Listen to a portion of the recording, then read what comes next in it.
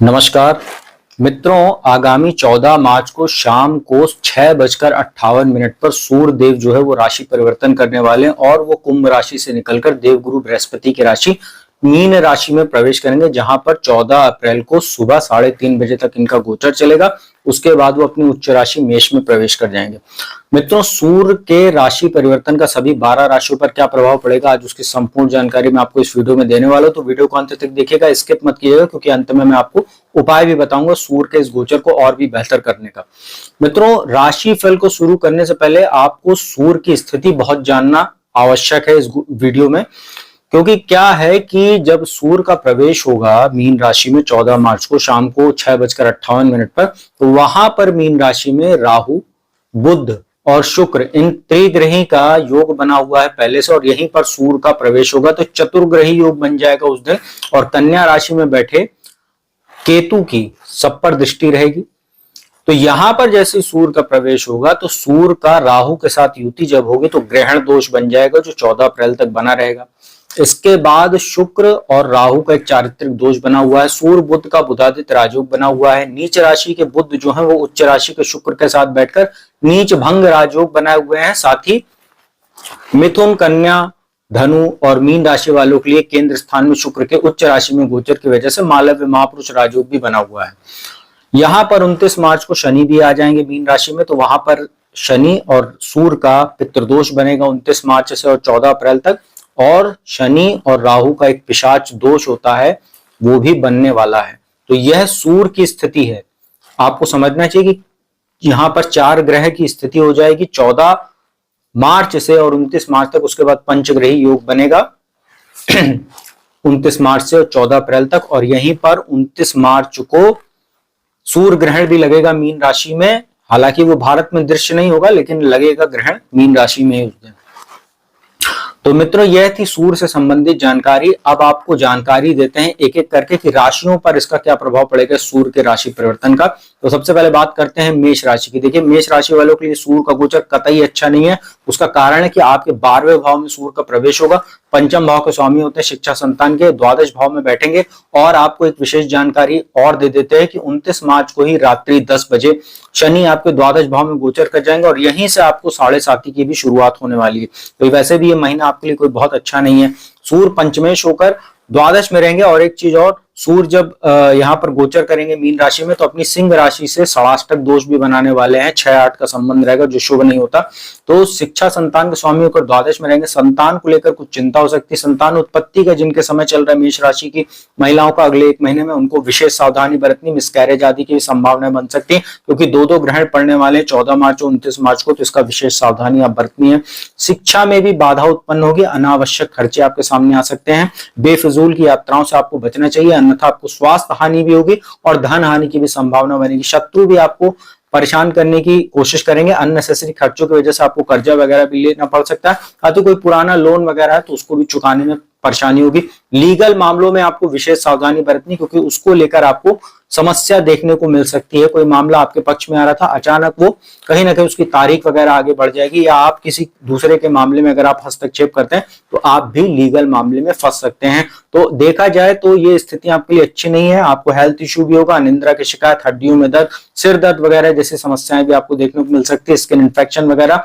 और मौसम भी बदल रहा है तो कहीं ना कहीं आपको इन्फेक्शन जैसे थ्रोट इन्फेक्शन या फीवर वगैरह की भी संभावना बन सकती है। तो ओवरऑल देखा जाए तो मेष राशि वालों के लिए अब स्थितियां वैसे भी थोड़ी सी दिक्कत बढ़ाने वाली, क्योंकि 7.5 आपको 29 मार्च को लग जाएगी और यहीं पर आपको ग्रहण भी लगने वाला है 29 मार्च को। तो आप विशेष सावधानी बरतिएगा आप सूर्य के राशि परिवर्तन के बाद अगले 1 महीने। वृषभ राशि की बात करते हैं। आपके लिए गोचर बहुत मायनों में उत्तम कह सकते हैं, क्योंकि आपके एकादश भाव में ही 5-5 ग्रहों की स्थिति रहने वाली इस महीने। तो आपको तो कहीं ना कहीं चौतरफा धन लाभ के योग बन रहे हैं। सरकार की ओर से आपको सम्मान मिल सकता है। जो लोग सरकारी नौकरी वगैरह करते हैं उनके पद प्रतिष्ठा में वृद्धि हो सकती है। संतान को लेकर जरूर आपको कुछ चिंता हो सकती है, उसके स्वास्थ्य को लेकर थोड़ी सी चिंता आपको बनी रहेगी, क्योंकि पंचम भाव पर सारे ग्रहों की स्थिति, उसमें कुछ शुभ योग भी होंगे, साथ ही कुछ अशुभ योग भी हैं, उसकी दृष्टि पड़ रही है। कोई भी बड़ा डिसीजन लेते समय थोड़ा सतर्क रहिए, खासतौर पे जब 29 मार्च को यहाँ ग्रहण लगेगा तो आपको विशेष सावधानी थोड़ी सी बरतनी होगी। हालांकि आप अगर विदेशों से संबंधित कोई काम है, आपका विदेशी व्यापार है, तो आपको लाभ हो सकता है और प्रॉपर्टी आदि का भी लाभ होगा, क्योंकि भौतिक सुख साधन के स्वामी होकर लाभ भाव में सूर्य का गोचर चल रहा है। जो लोग राजनीति के क्षेत्र से जुड़े होंगे उनको भी विशेष सफलता यह ग्रहण और यह सूर्य का राशि परिवर्तन दिलाने वाला रहेगा। लेकिन प्रॉपर्टी आदि में निवेश करते समय बहुत अच्छे से कागजात वगैरह सावधानी से चेक करके ही आप कोई हस्ताक्षर वगैरह या कोई डील कीजिएगा, नहीं तो धोखा भी हो सकता है, क्योंकि सूर्य यहाँ षडाष्टक दोष बनाकर बैठे हुए हैं लाभ भाव में।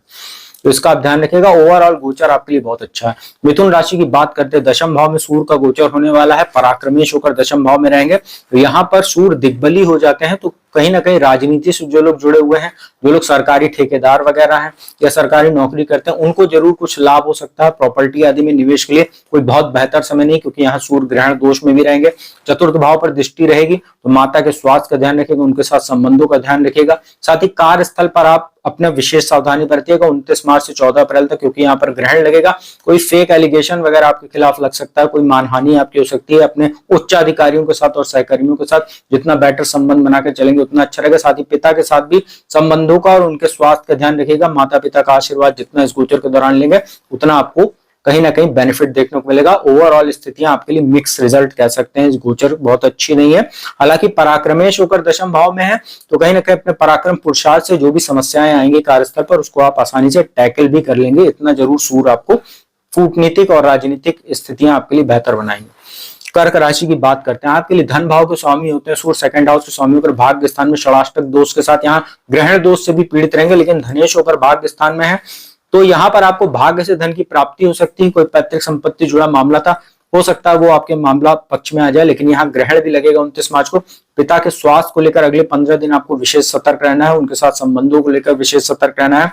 छोटे भाई बहनों से संबंधों को आप बेहतर करके चलेंगे तो आपका भी मन प्रसन्न रहेगा, क्योंकि सबकी दृष्टि तीसरे भाव पर रहने वाली है। लाभदायक यात्राएं वगैरह आपकी संभव है। अगर धार्मिक यात्राएं आप करते हैं तो आपको फायदा हो सकता है। वैसे छोटी यात्राएं जितनी करेंगे उतना आपके लिए फायदेमंद रहेगा। लंबी दूरी की यात्राएं आपके लिए इस समय अच्छी नहीं कह सकते। हालांकि विदेश जाकर जो छात्र पढ़ना चाहते हैं उनके लिए फायदेमंद हो सकता है। और परिवार का माहौल थोड़ा सा ये बिगाड़ेगा ग्रहण, और जो यहाँ सूर्य राहु का जो ग्रहण दोष है वो थोड़ी सी स्थितियां कहीं ना कहीं डिसबैलेंस कर सकते हो, तो आप मैनेज करके चलिएगा तो आपके लिए बेहतर रहेगा। मित्रों, सबसे ज्यादा समस्या जिसके लिए होने वाली है वो सूर्य की ही राशि है, सिंह राशि, जिसका गोचर अष्टम भाव में होने वाला है। लग्नेश का अष्टम में जाना, षडाष्टक दोष बनाना, और यहाँ पर जो ग्रहों की स्थिति बन रही है, आपको हेल्थ इश्यू जबरदस्त होगा, अननेसेसरी खर्चे आ सकते हैं, मैरिटल लाइफ में दिक्कत आएगी। साथ ही पति पत्नी का स्वास्थ्य प्रभावित हो सकता है। कोई भी नया काम करने से पहले 100 बार सोचिएगा, अच्छे से रिसर्च कर लीजिएगा, अन्यथा आपको विशेष हानि की भी संभावनाएं बन रही है। संचित धन में कमी हो सकती है। पैतृक संपत्ति जुड़े मामलों में समस्या पैदा होगी। परिवार और कुटुंब में कलह वगैरह की भी स्थिति हो सकती है, और परिवार में भी किसी का स्वास्थ्य प्रभावित हो सकता है, क्योंकि सबकी दृष्टि दूसरे भाव पर रहेगी। वाणी दोष की भी आपको जबरदस्त संभावना यहाँ बन रही है, तो कोई बनता काम आपका बिगड़ सकता है। बोलते समय बहुत सतर्क रहिएगा, सामने वाले से क्या बोल रहे हैं, कितना बोल रहा है और कब बोलना है, ये बहुत सोच समझ कर ही बोलिएगा, तभी आपके लिए स्थितियां बेहतर रहेंगी। और आपको शनि की ढैया भी लगने वाली 29 मार्च को। लोहे के पाए पे शनि गोचर करेंगे यहाँ से 3 जून 2027 तक। तो अब तो आपको विशेष सतर्क हो जाना चाहिए कार्यस्थल पर और अपने पूरे जीवन जो आपका डेली रूटीन है उसको लेकर। मित्रों, कन्या राशि की बात करते हैं। सूर्य आपके लिए कोई कारक नहीं होता, द्वादश को स्वामी होकर सप्तम भाव में रहेंगे। यहीं पर 29 मार्च को ग्रहण भी लगेगा और सूर्य यहाँ कहीं ना कहीं पीड़ित रहेंगे। और यहाँ पर बुध, शुक्र और राहु का जड़त्व दोष 29 मार्च को, शनि भी यहाँ आ जाएंगे। जो पितृ दोष, पिशाच दोष सब बनने वाला है। वैवाहिक जीवन बुरी तरीके से डिस्टर्ब होगा। कहीं ना कहीं मानसिक तौर पर भ्रमित होने का भी काम करेंगे। गलत डिसीजन भी आप ले सकते हैं। बिजनेस में आपको विशेष सावधानी बरतनी है। कोई नया डील या कोई बड़ा इन्वेस्टमेंट करने से 100 बार सोचिएगा, नहीं तो आपको हानि भी हो सकती है। बिजनेस पार्टनर की ओर से आपको कोई धोखा वगैरह भी हो सकता है। अगर आप साझेदारी में व्यापार करते हैं तो स्थितियां आपके लिए कतई अच्छी नहीं। मानसिक तनाव आपका जबरदस्त बढ़ेगा। अभी मैं अंत में उपाय बताऊंगा, उसको कीजिएगा तो आपके लिए बेहतर रहेगा। तुला राशि की बात करते हैं। छठे भाव में आपके लिए सूर्य का गोचर होगा। लाभेश होते हैं एकादश भाव के स्वामी का छठे भाव में। देखिए, षडाष्टक दोष में सूर्य जरूर है, ग्रहण दोष में, लेकिन यहाँ शत्रुअंता योग बनेगा। कोई शत्रु आपको परेशान कर रहा था तो राहत आपको जरूर मिलेगी। थोड़ा स्वास्थ्य आपका प्रभावित होगा कुछ ऐसी समस्याएं आपके सामने आ सकती हैं जिसमें अननेसेसरी आपका खर्चा हो सकता है, कोई अचानक खर्चा ऐसा सामने आएगा जिसको आपको कर्जा वगैरह लेना पड़ सकता है। लीगल मामलों के लिए भी कोई बहुत अच्छा समय नहीं कह सकते हैं, अननेसेसरी यात्राओं से आपको बचना चाहिए। हेल्थ इश्यू आपको होगा, अनिद्रा की शिकायत, हड्डियों में दर्द, पाचन आपका प्रभावित हो सकता है छठे भाव में सूर्य की वजह से। तो देखा जाए तो ओवरऑल स्थितियां नहीं, मामा और ननिहाल पक्ष से भी संबंध आपके अच्छे नहीं रहेंगे। और प्रतियोगी परीक्षाओं की तैयारी करने वाले छात्रों के लिए समय तो अच्छा है, लेकिन आपको बहुत ज्यादा एफर्ट करना पड़ेगा। जब तक आप अपना 100% नहीं देंगे, अपनी ओर से हार्ड वर्क नहीं करेंगे, स्मार्ट वर्क नहीं करेंगे, तब तक आपको अपेक्षित जो सफलता है वो नहीं मिलेगी, चाहे वो इंटरव्यू हो, चाहे कोई परीक्षा आप देने जा रहे हो। वृश्चिक राशि की बात करते हैं। सूर्य आपके लिए जो है दशम भाव के स्वामी होते हैं और पंचम भाव में गोचर होने जा रहा है। यहाँ पर कई ग्रहों की स्थिति है। शनि की ढैया आपको हट जाएगी 29 मार्च को, लेकिन यहाँ संतान को लेकर आपको चिंता होगी। जिनके संतान उत्पत्ति के समय चल रहा है उनको विशेष सावधानी बरतनी, क्योंकि यहाँ ग्रहण भी लगेगा 29 मार्च को। हालांकि जो लोग सरकारी नौकरी करते हैं, विदेशों से लाभ आपको हो सकता है इस गोचर के दौरान, क्योंकि सूर्य की दृष्टि रहेगी। बाकी जो ग्रह है उनकी भी दृष्टि लाभ भाव पर रहेगी। शेयर मार्केट आदि में निवेश के लिए बहुत उत्तम समय नहीं कह सकते, वैसे भी मार्केट इस समय काफी डिस्टर्ब है। तो हो सके तो बहुत सतर्क का इन्वेस्टमेंट कीजिएगा, ना हो तो कोई बहुत आवश्यक ना हो तो इन्वेस्टमेंट से दूर रहिए, तो ही आपके लिए बेहतर रहेगा। थोड़ी सी बुद्धि को लेकर आपके लिए डिस्टर्बेंस जरूर होगी, मानसिक तनाव आपका जरूर बढ़ेगा, क्योंकि यहाँ पर ग्रहण भी लगने वाला है। तो ओवरऑल अगर देखा जाए तो आपके लिए स्थिति कोई बहुत अच्छी नहीं कह सकते। कार्यस्थल पर भी कुछ समस्या आ सकती है, क्योंकि दशमेश होकर सूर्य यहाँ ग्रहण दोष में पीड़ित रहने वाले हैं।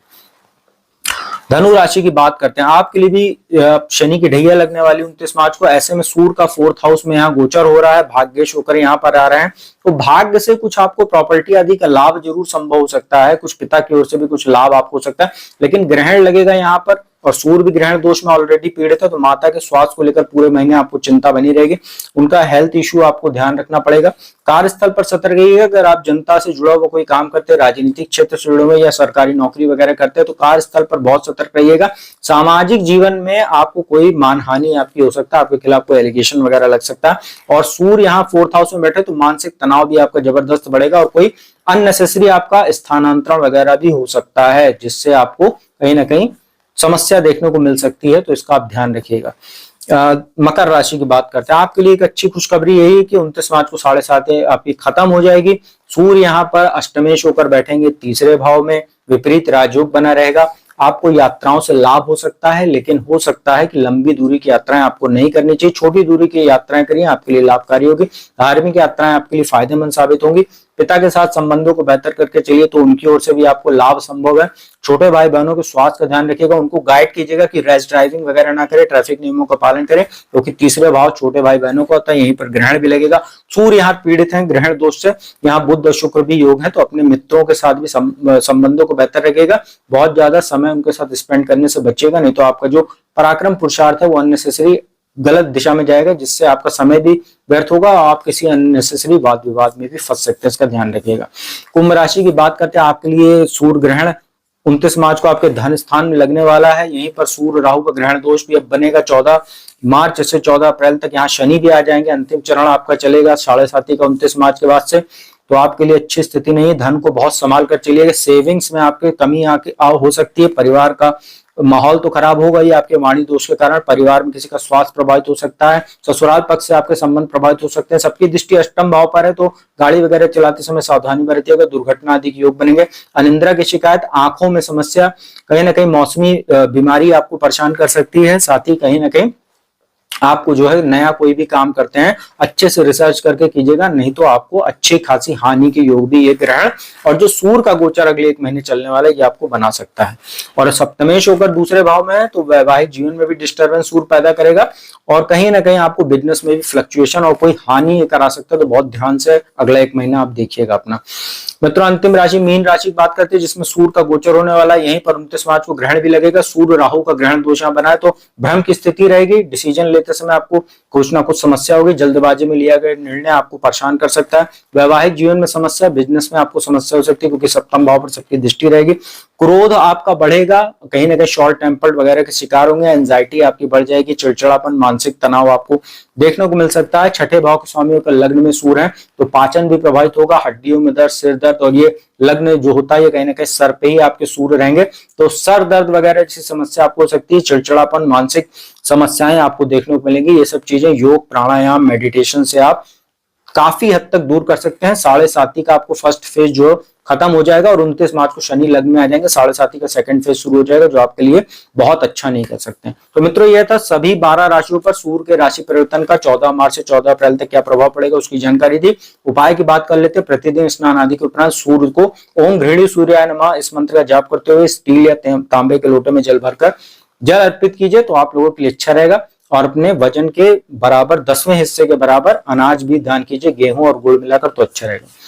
तो मित्रों, उम्मीद करता हूं वीडियो आपको अच्छी लगेगी। अच्छी लगे तो उसको लाइक कमेंट शेयर कीजिएगा, और अगले वीडियो में मैं आपको नया विषय जल्दी लेकर हाजिर हूंगा। तब तक के लिए ओम नमः शिवाय।